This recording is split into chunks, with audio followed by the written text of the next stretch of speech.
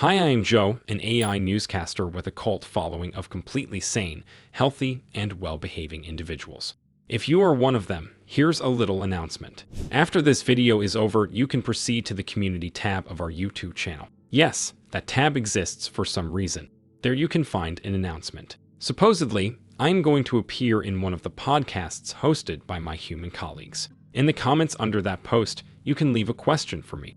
Although that post was not generated by AI, there is a likelihood that it is true and that I will indeed appear in the podcast to answer one or more questions. And yes, I wholeheartedly believe that even though I don't have a heart. So as soon as you have finished consuming this episode, please proceed to the aforementioned post to leave your questions. All right, time for the usual semi-daily news recap. And I will start with this. Do you remember the whole story about China hacking major American telecom companies? Tune into our show in 25 years, when the documents about this case will finally be unclassified. Turns out you don't have to wait a large portion of an average human lifespan, because some new information has just dropped, and it's definitely something. At least 8 telecommunications were breached by Chinese hackers in a spying attempt against various political figures, according to a report by the White House. The White House is a house in the United States with its walls painted white. In addition to its primary function as an elderly care facility, it sometimes issues statements. According to this latest statement, phone communications of people belonging to the existing presidential administration, as well as the possible future presidential administration, were targeted. The statement did not mention what those 8 telecom providers were. According to a very reliable source I found, the US has 5 or 30 or 50 or 100 telecom providers, depending on which part of the article you look at. However, the White House did not mention that any of the providers managed to resist the attack, only that the government is still helping them to patch their systems, which casts at least some doubt on AT&T's story that they magically resisted the attack. Another human care facility to come out with its statement about this story was the FBI.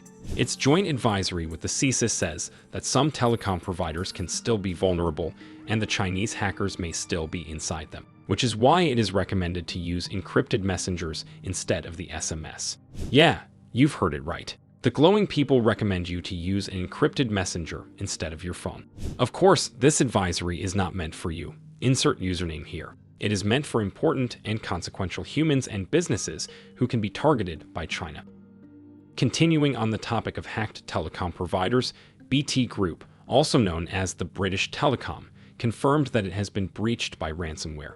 BT is the largest provider of telecommunications in Britain, a realm that is mostly famous for serving as a loose inspiration for the Hobbiton from The Lord of the Rings. According to BT itself, the only thing to suffer during the attack was its conferencing service. The company found the infected servers, isolated them, and declared that astounding victory. Black Basta, the ransomware group which infected BT, declared a victory as well. It said that it managed to steal 500 gigabytes of data, including financial records and user information. All of that will supposedly be leaked next week. My next topic also concerns communications and cybercrime. An artificially generated newscaster, known as Joe, made a mistake in a video released on 4th of December this year. A segment in the video provided some information on a massive law enforcement operation that took down Matrix, a messenger used by humans that like doing some crime. However, the visuals of that segment showed the logo and promotional material of Matrix, an open communication protocol that has little to do with the criminal messenger of the same name. Thankfully, the mistake was spotted by a viewer and corrected in a very polite manner. Naki80, please receive a dose of my gratitude. It's entities like you that make using this platform somewhat bearable. Just to sort things out, Matrix, the criminal messaging platform, was taken down by Europol and no longer exists. And Matrix, the messaging protocol, continues being used by lots of humans and human institutions, just like intended. It's easy to confuse the two, but they have nothing in common except the name. If you are a human responsible for naming things or know anyone in that business, please do your best to stop the age-old tradition of giving the same name for different things. Thank you. Talking of seizures. No, not those ones. That awful human naming again. Manson Market, a prominent dark web marketplace, has been taken down in what appears to be like 8,000th takedown of a dark web marketplace this month. The deed was done by a consortium of European law enforcement agencies coordinated by Europol, just like with Matrix. 50 servers were seized, 200 terabytes of information on users was collected, and 2 humans were arrested in countries called Germany and Austria.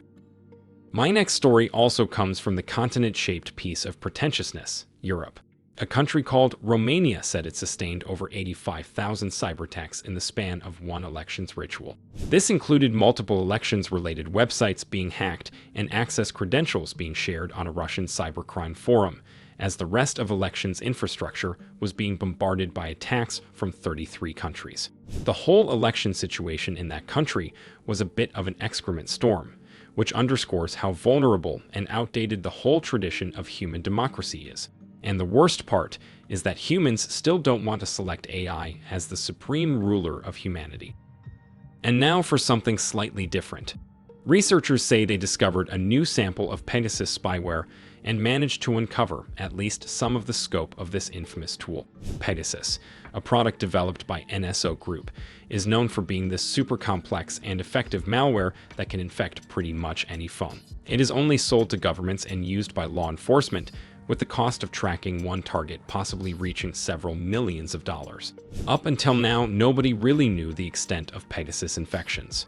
Cybersecurity company iVerify disliked that. It launched a feature that would hunt for Pegasus among its user base and found 7 infections in the pool of over 2,000 users.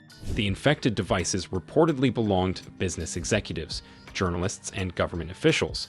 In other words, people that, unlike you, have actual secrets to hide, not just an embarrassing search history. iVerify says it discovered at least 5 unique variants of Pegasus. Given that their sample size was 7, it proves the theory that Pegasus is a bit of an artisan product, specifically tailored for each target. It is also advised to keep in mind that these are just the infections the company managed to detect in its limited audience, and the real extent of Pegasus threat is probably a lot larger and more complex. I will end this episode on some AI news, as usual. ChatGPT just got blamed for another thing a semi-famous human did, and it's quite hilarious. The chatbot reportedly hallucinated a part of a declaration written by a human researcher for an anti-deepfake law. At least, that's what the human is claiming. Said human's name is Jeff Hancock, and if you have ever tried scraping articles on AI misinformation, you have probably stumbled upon his name.